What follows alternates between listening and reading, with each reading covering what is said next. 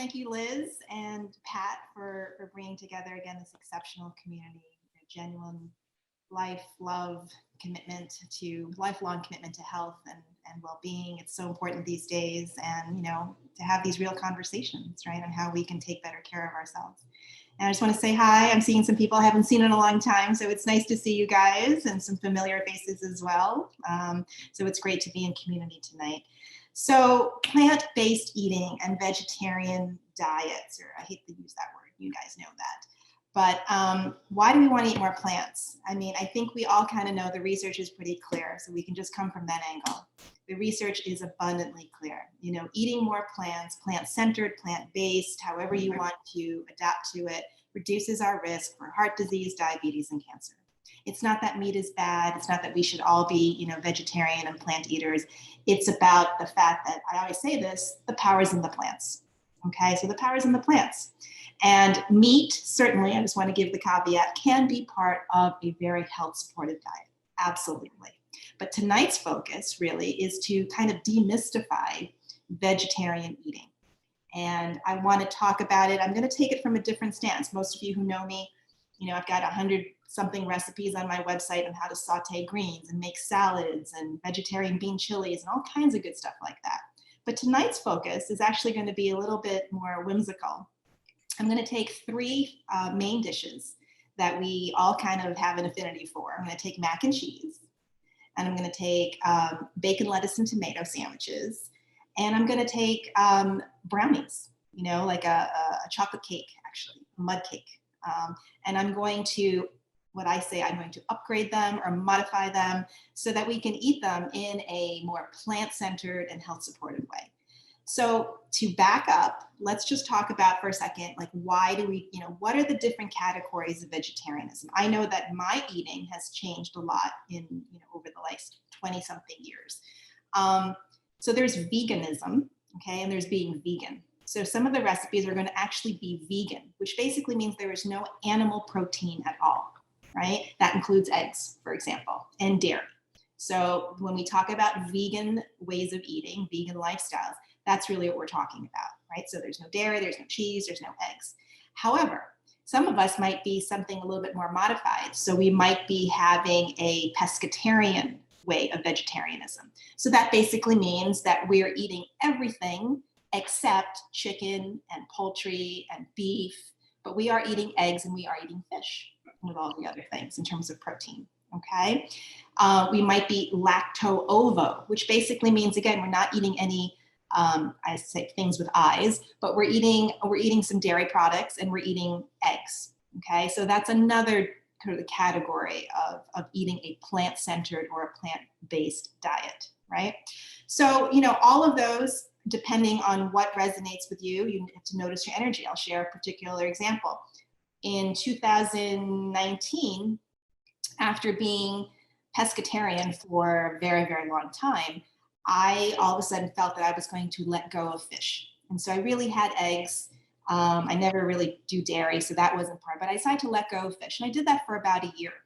And it worked, and I liked it. It just felt good, it resonated. And then all of a sudden I started to notice some symptoms, So again, my work is about helping people tune into what the body's telling you, because the body never lies. The body always knows, right? Whether or not we're tuned in and able to listen to those signals makes the difference, us being, figuring out how to take care of ourselves. But I noticed like some hot flashes coming back, which didn't really make any sense at the time. I noticed a little bit more tiredness. I noticed some hunger, like just after dinner, I noticed literally pangs of hunger.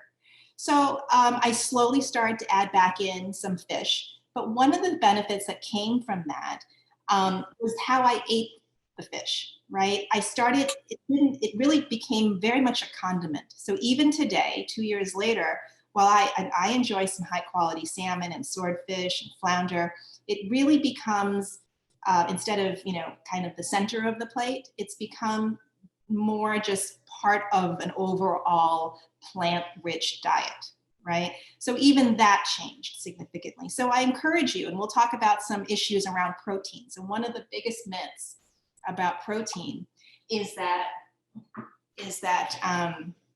you don't get enough protein on a plant-based diet. So we're going to do some recipes tonight. They're going to talk about two main categories of protein. So when we talk about protein in plants, beans, nuts, and seeds are really, really important. Then there's legumes, lentils, and beans, right? That's another one.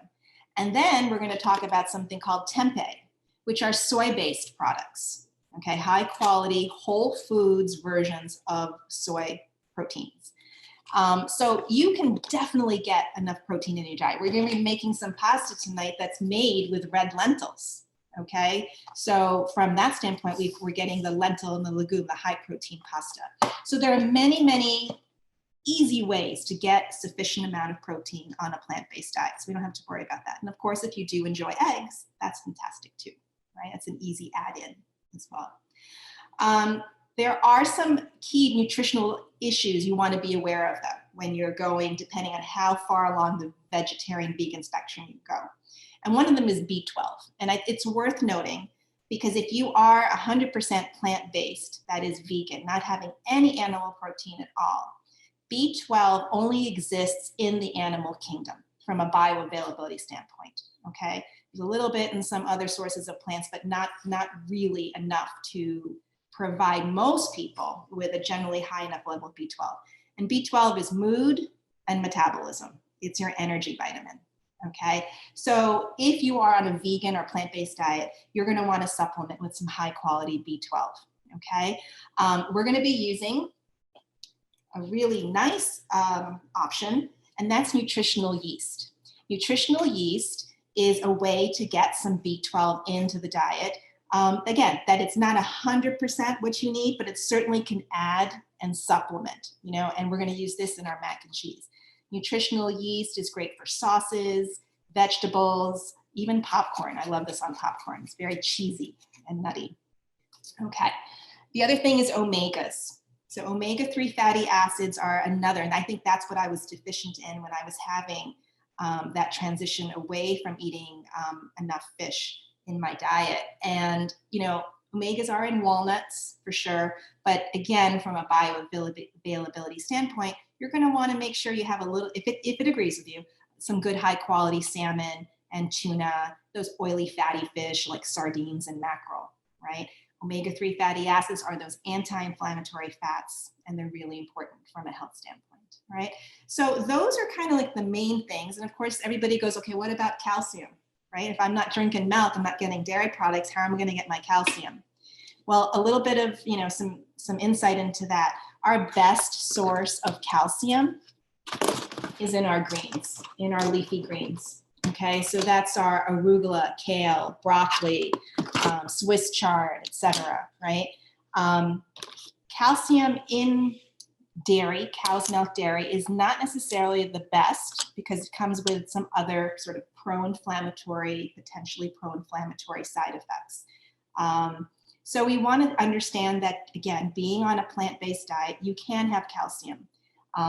When you buy oat milk or coconut milk or cashew milk, oftentimes they're actually adding calcium in there too. And almonds naturally have calcium. So if you love almonds to snack on, if you love almond milk, you are going to get some calcium too, right?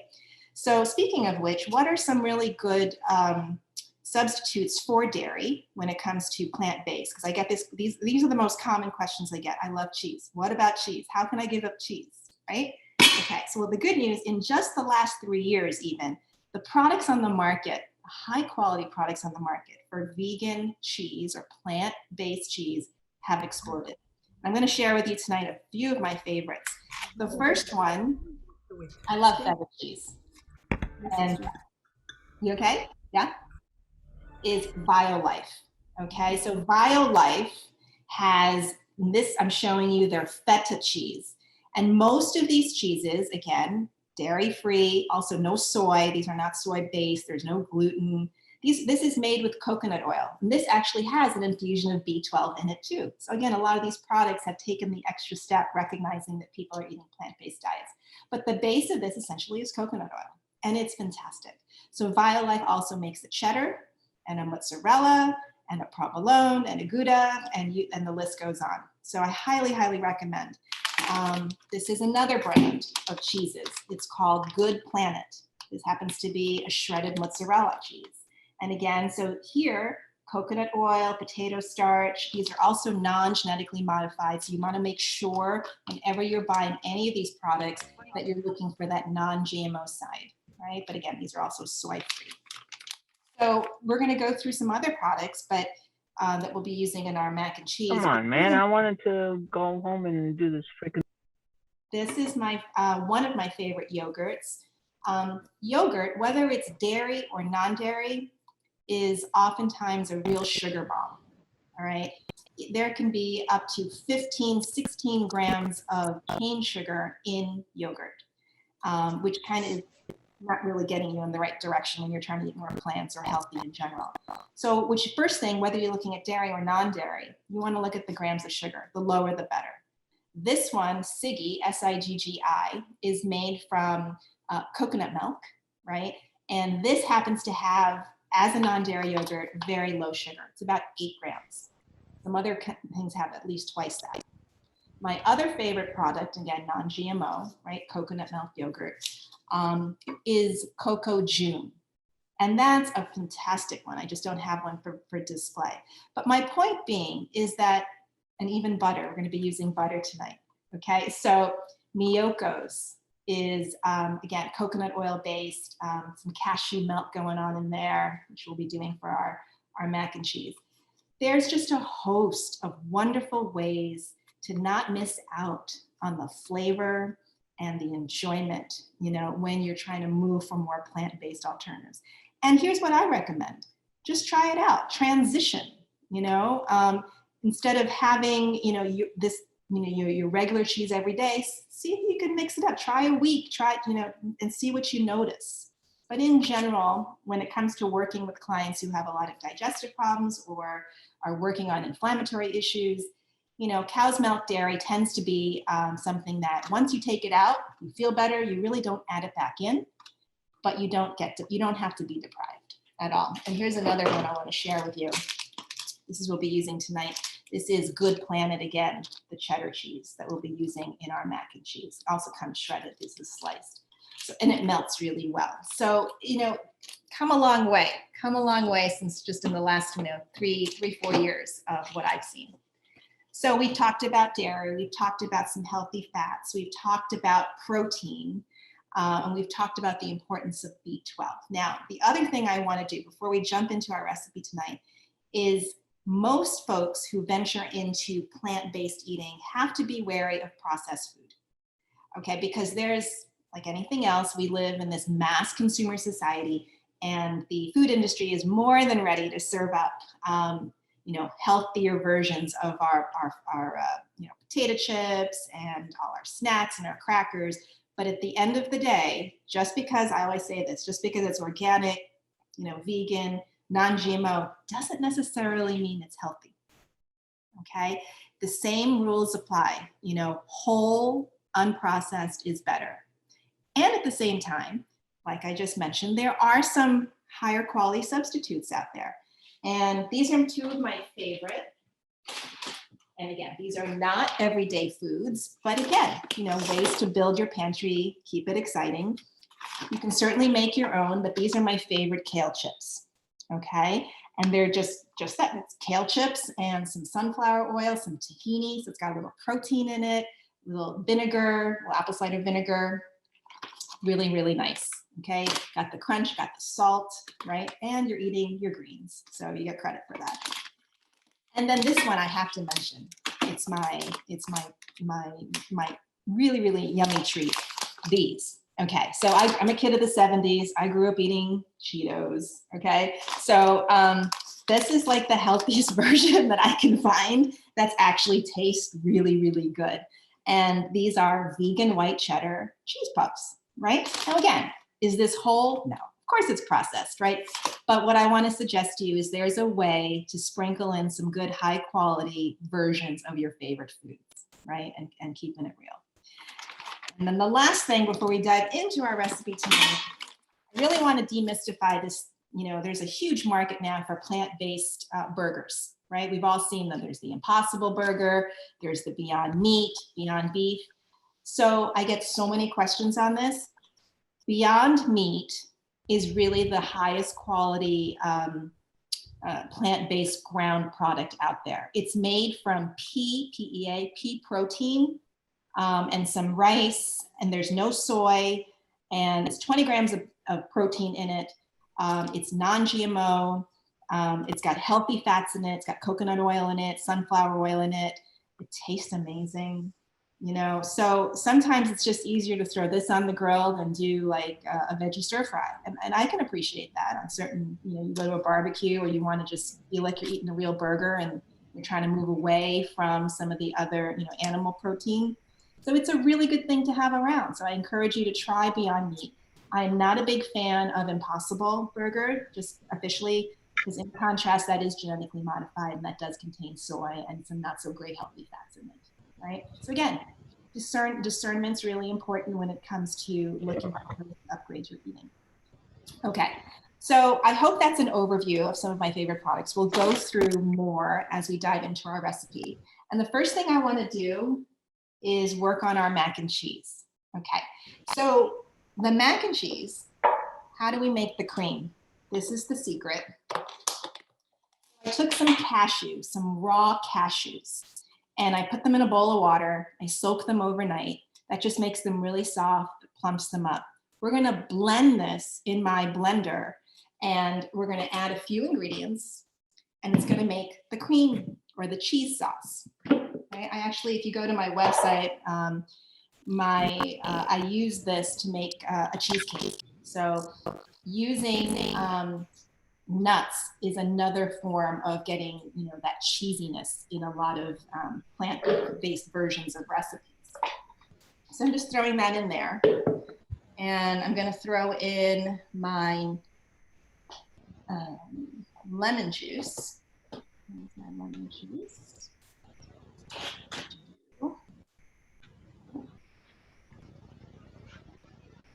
Here it is.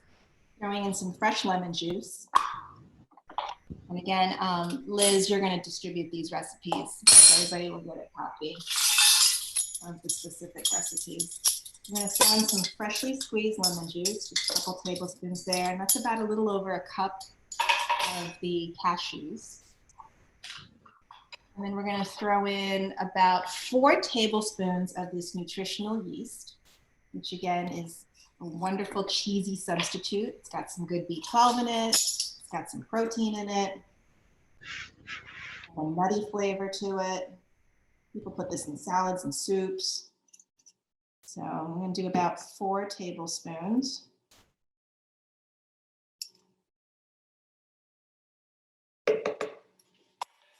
And then we're just going to season it up. We're going to do some onion powder and garlic powder. So roughly about a half a teaspoon of each.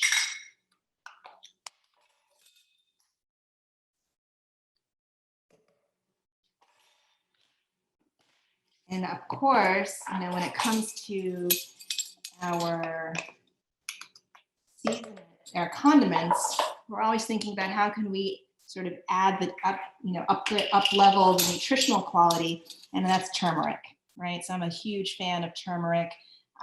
It happens to be orange. It gives it that nice cheesy color too, which is kind of cool.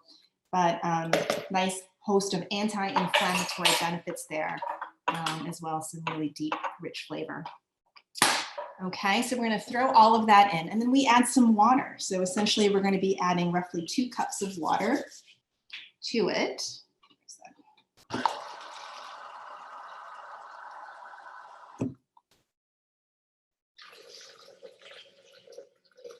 And then we're going to blend it up, and you're going to see it's going to look just like a really nice cream sauce. So I'm just going to blend it, be a little noisy for a bit.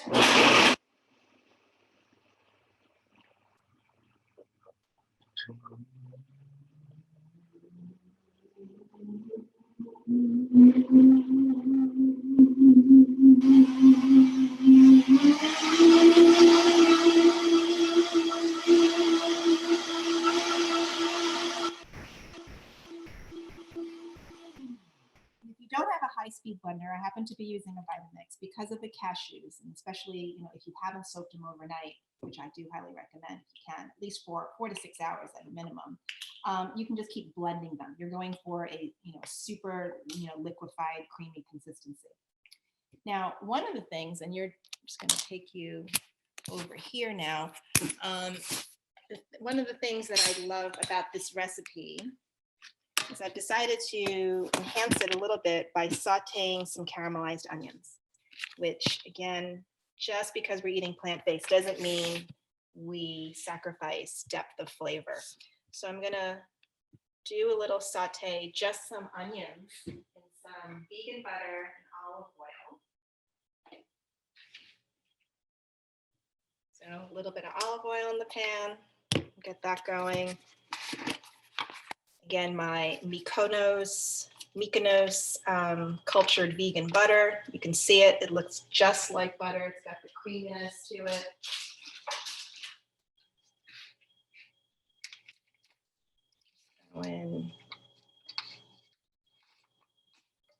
Go. And I've already sliced up some basic sweet onions going on in there. And we're just going to let that caramelize and do some other things.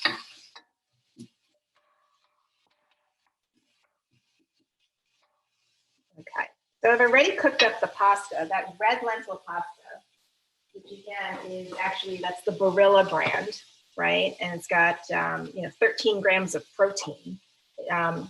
By definition of it being made from red lentils, it is gluten-free, so if you're interested in that.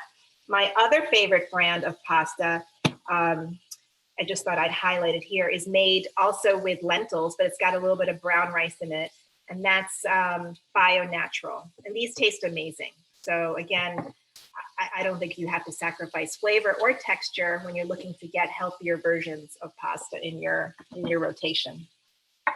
So I've already made the pasta. You can see it's a nice, decide to go with a rotini.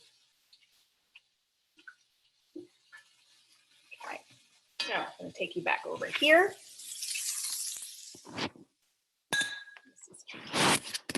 Okay, and then I'm just going to drain the pasta.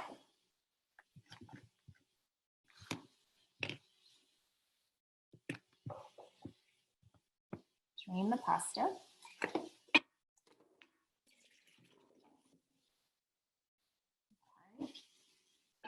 One of the things that we'll do is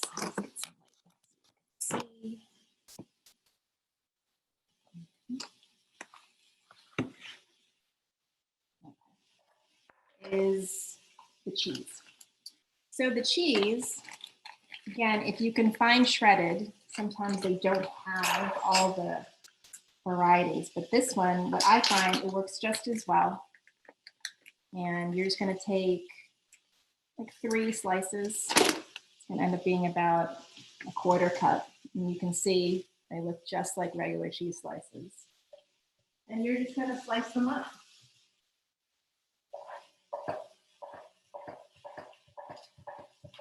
And what they'll do is they'll melt really nicely when we pour that cheese sauce over our pasta, our cashew cheese sauce. So it ends up being about a 1/4 cup. And we'll throw it back in the pot with our pasta.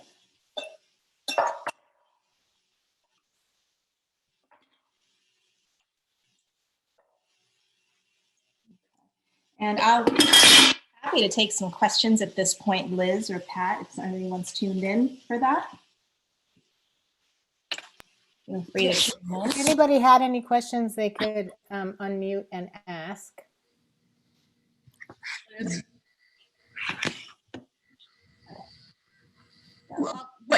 When you soak the cashews in water, do you use the cashew water for anything?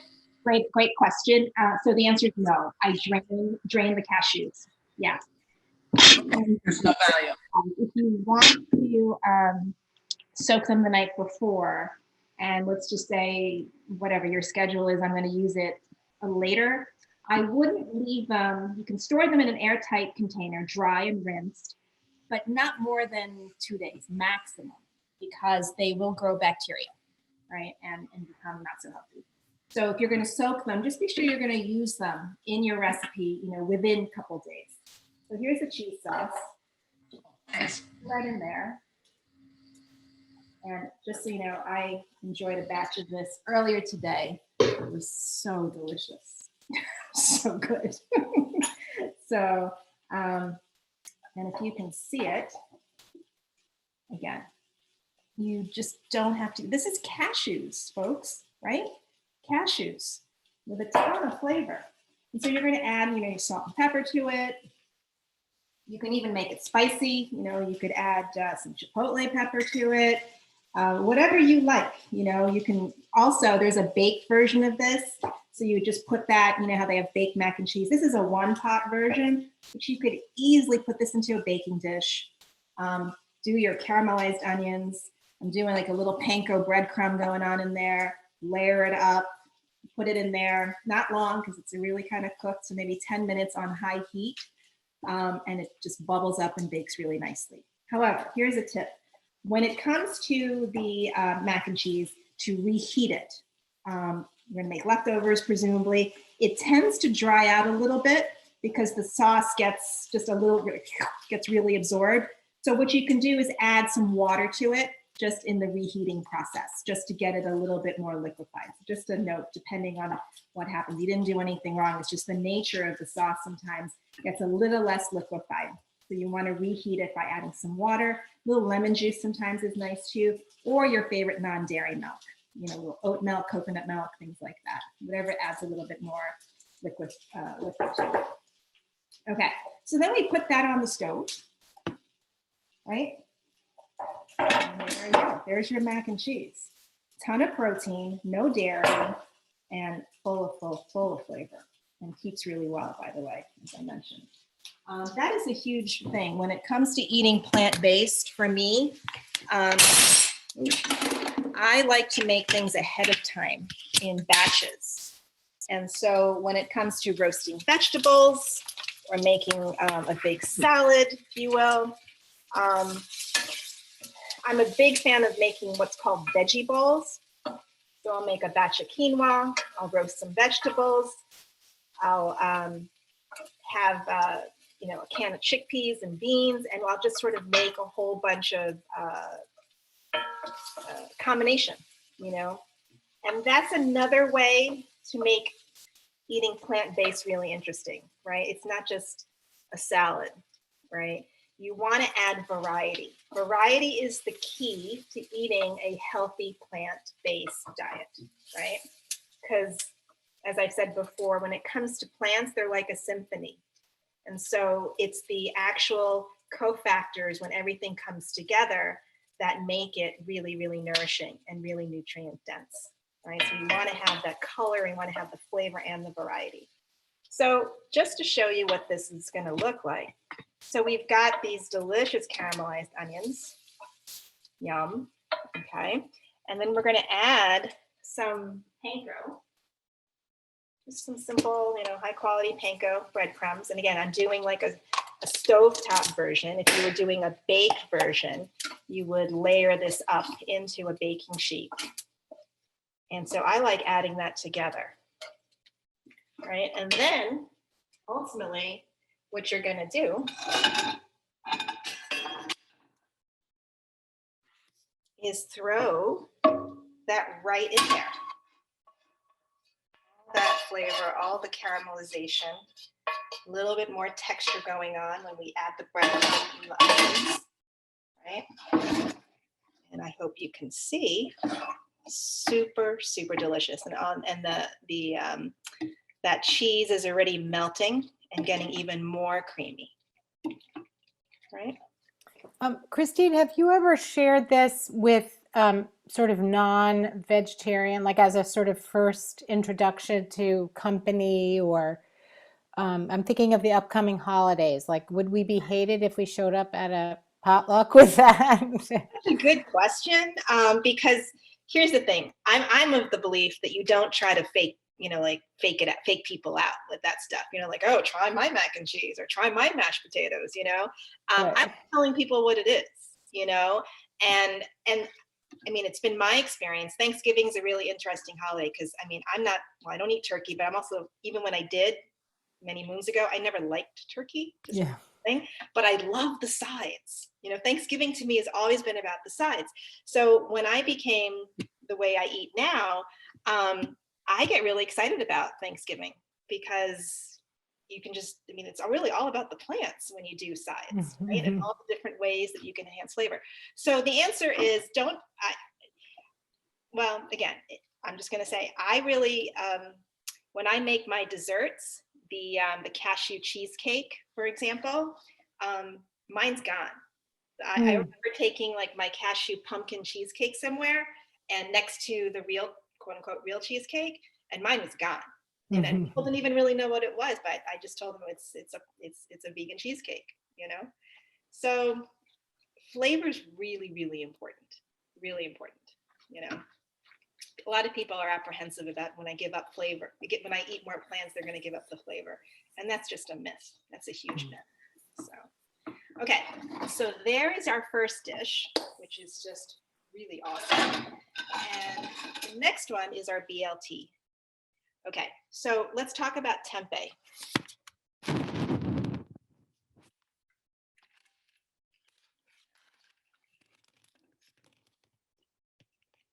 Kinds of space issues right now, so bear with me.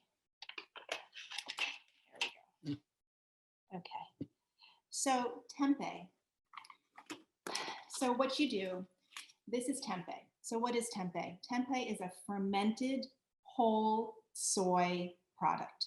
Okay, so it's not tofu, it's not tofurkey or any tofu hot dog. It's not that.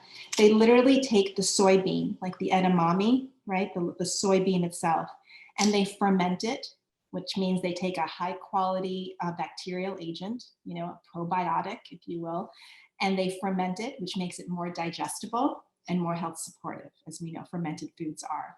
And they add, in this case, this is 5-grain tempeh. So they add a little bit of quinoa to this and a little bit of millet and brown rice and kasha. And this, to me, in my opinion, is one of the best ways to enjoy soy in your diet. It's non-GMO, it's whole, and it's fermented, okay?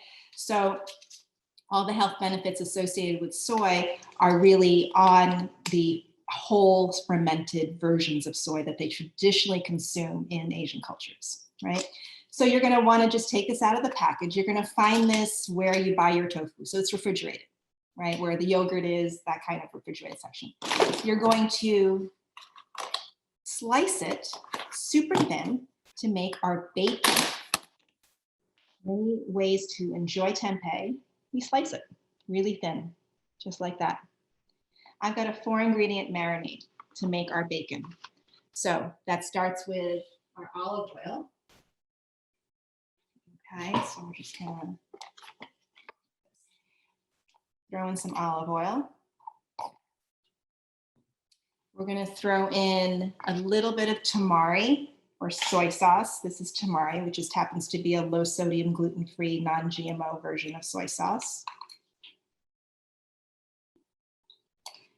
And then we're going to add, again, a little bit of garlic powder, a little bit of onion powder, and the secret to making this very yummy in terms of the bacon component is smoked paprika, one of my favorite spices for roasting vegetables even, right? So we're going to throw in our smoked paprika, and then last but not least, to balance, and again, that's another key component. When you're talking about flavor, you're looking for the balance. So we've got a little bit of saltiness and smokiness going on. So we're going to add a little bit of high quality real maple syrup to balance that out, right? And a little flavor goes a long way when it comes to tempeh, because tempeh has no taste. It's like tofu, it has no taste. You got to do something with it. Right? And so easy.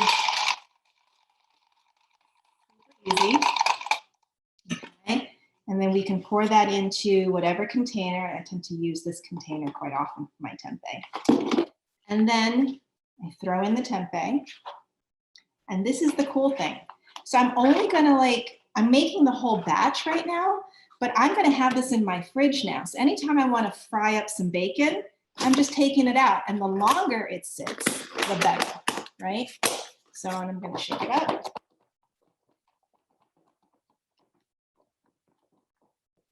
And that's it.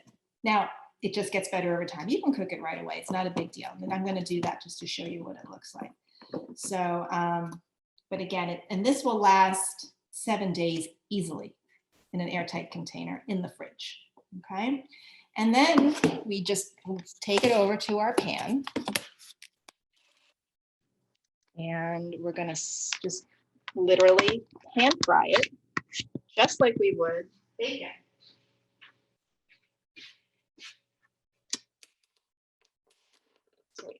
And we're gonna fry it in its own oil. There's really no need to add anything more because you want it to crisp up, right? So we're just literally gonna put it in the pan until it's golden brown.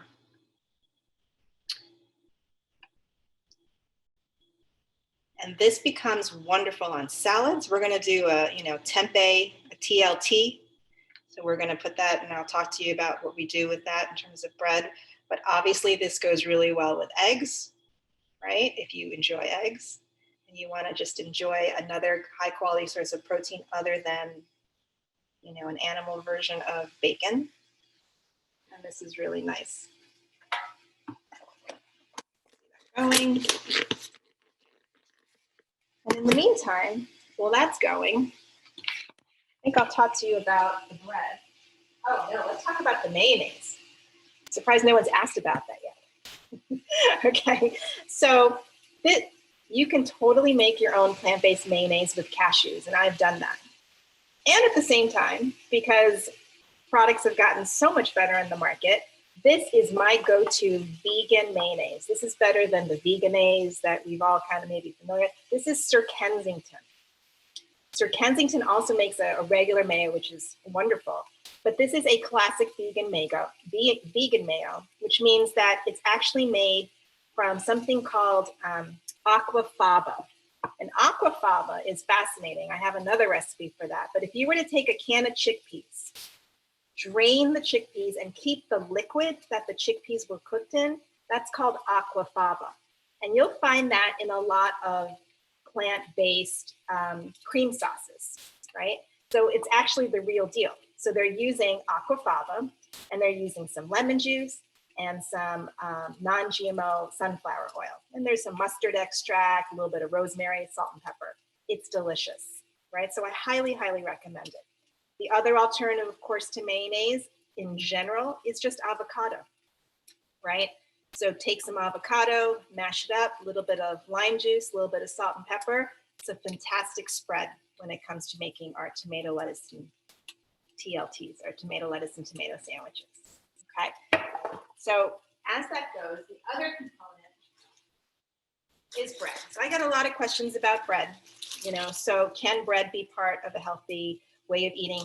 100%, okay, again. So when it comes to what's oftentimes destabilizing around bread, it's the effect on blood sugar, right? And whether or not you're pre-diabetic or diabetic, we all need to be concerned with blood sugar, because balanced blood sugar means a healthy metabolism and a strong immune system and an overall balanced endocrine system. And the things that spike blood sugar are processed flour products, right? Which tends to be bread. This is the Ezekiel brand, and this is what's known as a class of bread known as sprouted, which means there's no flour in it. What they've done is they've taken grains like wheat, barley, millet, and spelt, and they've sprouted them, right? You've seen that, like broccoli sprouts or whatever. Then they grind up the sprouts, and instead of flour, they turn that into the base for the bread. So it's extremely beneficial because it's high in protein. It balances your blood sugar, i.e. it has a low glycemic index, right? And not to mention the fact it's got a ton of nutrients, because whole grains are one of the ways you want to make sure you're including in your plant-based diet, because all those B vitamins are in there, right? So I like to keep it in the freezer, toasts up really well, right? You can even have this with some vegan butter on it. I mean, you know, and some tempeh bacon, you've got yourself a really fantastic plant-based breakfast, right? So again, it's not just that it's plants, it's high quality combinations that you want to think about. And whether or not you're eating plant-based or not, if you've worked with me, you know, my mantra is fat, fiber, protein, right? You got to have fat, fiber, protein in every meal, in every snack, in every main meal. And the fat is, as I've mentioned, avocados, nuts and seeds. Protein, as I've mentioned before, it can be high quality soy products like the tempeh bacon. It can be beans and legumes, lentils. And then in terms of the fiber, well, everything that comes from the earth is fiber. Everything that grows on a tree or out of the ground is fiber. So everything you're eating right now is a ton of fiber, which again is why plant-based or plant-rich diets are so beneficial, because it's all about, and if you've been with me before, you hear me talk about it all the time, it's all about digestion. It's all about the health of our gut. And we need enough fiber in our everyday eating to support the proper elimination, you know, that which we assimilate and that which we eliminate, not just what we eat, right? It's what the body does with it. And fiber is an essential component of plant-based eating, which is why all the benefits are there, right? Okay, so we've got our bacon, right? Super yummy. And again, you're gonna layer that on your bread, spread some vegan mayo on it, slice some nice heirloom tomatoes. Those are my favorite, right? Plum tomatoes are good too. And you've got that. And why not? You might serve that with a side of your mac and cheese, or you might enjoy that with some yummy hippies, right? So again, it's supposed to be fun. It's supposed to be pleasurable, right? There's no reason why eating a plant-rich, plant-centered diet shouldn't be super fun and yummy. And that's really the message here. So before I make the dessert, which by the way, takes literally 1 minute, it's actually called the 1 minute brownie. I'd love to take questions and sort of just dive into any more detail in any of the recipes thus far. Everybody's being very shy. Your products. Say that again? Where do you buy most of your products? So I shop, because of where I am, I shop at Wegmans, which is in Montvale, Whole Foods, and believe it or not, Fresh Market, if you're in this area, up in on Chestnut Ridge Road is really good too. I love Trader Joe's, but everything thus far has come from either Wegmans or Whole Foods and Fresh Market. So Thank you. and there's always Amazon also for a lot of these products. So, you know, or Thrive Market. I don't know if you're familiar. ThriveMarket.com is a fantastic website that, you know, with for the convenience if you're looking at go online. Can you say what your podcast is again? Yes, it's Soul Science Nutrition. Soul Science Nutrition. Mm-hmm. Yeah, and that's on, you can go to my website, there's a link to it. Otherwise, it's on Apple, Spotify, Google, wherever you listen to your podcasts, it's pretty much there. And you can also, I did put her website because Christine does send out newsletters. If you're in the New Jersey, Bergen County kind of area, she's often doing classes. She works with people one-on-one. She's kind of a coach and a just really a guide for helping you deal with any kinds of issues you would want to deal with for food and nutrition. And anyway, so lots of ways to access. I did put that. It's energeticnourishment.com. Thank you. So you might come out, and if we had a group of women. Now that we are coming back into normalcy, this is something that I love to do is, you know, get a bunch of ladies together, come up with a nice menu, and everybody gets in the kitchen, you know. And that's great. where we all enjoy a delicious meal together. So Yeah, we have a big community room with a kitchen, so that would be nice. I remember. Okay, good. So, okay, so this is what I call the 1 minute, some people call it a mug brownie, right? So here's where I came up with this. I mean, it's not just my idea, I'm sure there are others, but sometimes you've got that chocolate craving at night, or you just want something super easy, right? So I just thought this was really fun to do, and it's so easy. And the great thing about these recipes, at least when I work with people, is that we start to build our pantry to include some of these basic ingredients. And then when we start to do that, it really does upgrade so much of our regular eating, right? So instead of, for example, a lot of the processed dairy, or we've got higher quality versions of that. Instead of sugar, I'm going to introduce you to this. Is called something called coconut nectar. Okay, and coconut nectar is a low glycemic sweetener. So you'll see this in a lot of my recipes. It's in my website. All the recipes will say maple syrup or coconut nectar, right? And again, it's just a really nice way to start to stock your pantry with more health supportive versions of your favorite condiments even, right? So here's what we're going to do. We're going to take a healthy fat once again, and we're going to use coconut oil. So coconut oil is solid, at least this time of year it is, in your pantry. And so you're going to put about 2 teaspoons of coconut oil in there. And then you're going to take your sweetener, which again, in this case, is your coconut nectar.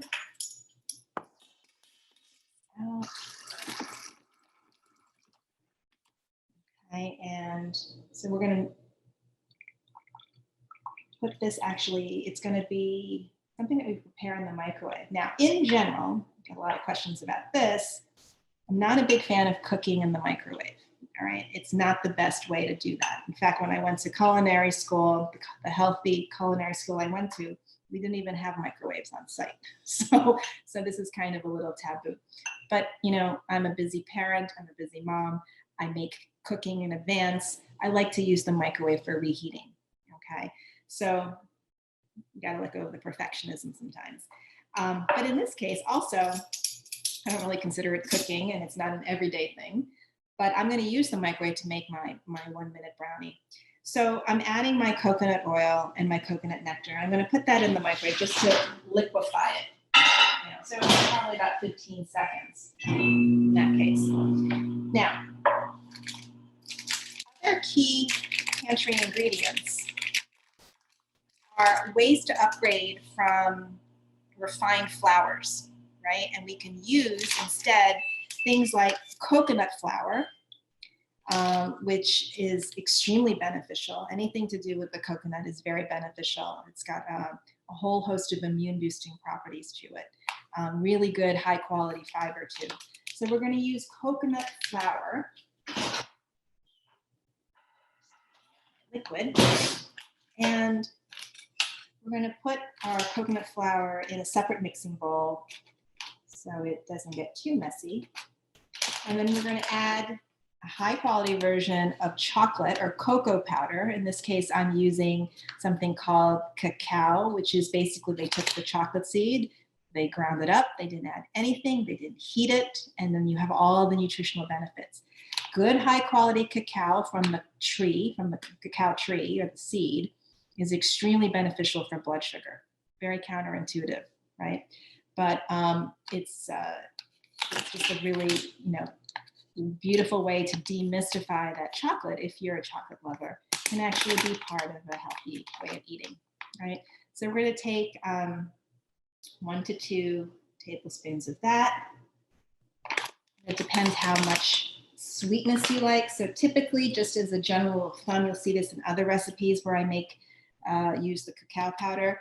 It's roughly, if you're using 1 tablespoon of cacao, it's going to be for about 1 tablespoon of the sweetener. And if you like it really bitter, then you're just going to go with half of that. So you might go 2 tablespoons of cacao, 1 tablespoon of sweetener, right? Depends on the bitterness that you like. I tend to like it a little, with a little bit of a bite, so I don't add too much to that. So we've mixed that up. Here's our next thing. We need some liquid. So this is coconut milk. And in this case, we're using the canned full-fat coconut milk. As I mentioned before, it's a health-supportive fat. These are medium-chain fatty acids, which means that the liver knows what to do with this kind of fat. It doesn't store it in its liver. It's able to utilize it and metabolize it in a healthy way. So really important when we talk about using, making these recipes is the high-quality fat we add. Okay, so we're going to mix that in. This is the batter, if you will.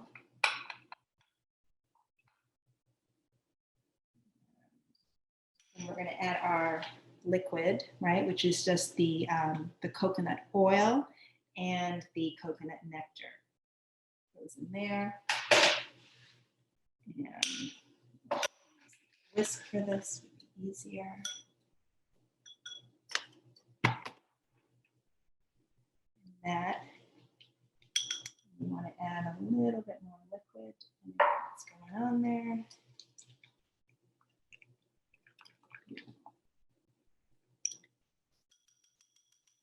And you can add cinnamon to it. You could add some walnuts to it. You could add a little bit of vanilla extract if you're into that, or almond extract is really lovely.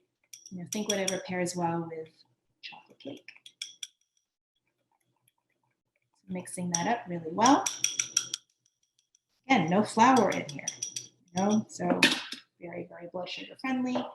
And we're going to cook it in a ramekin. So that's what's kind of fun. So it's just going to go right in the ramekin.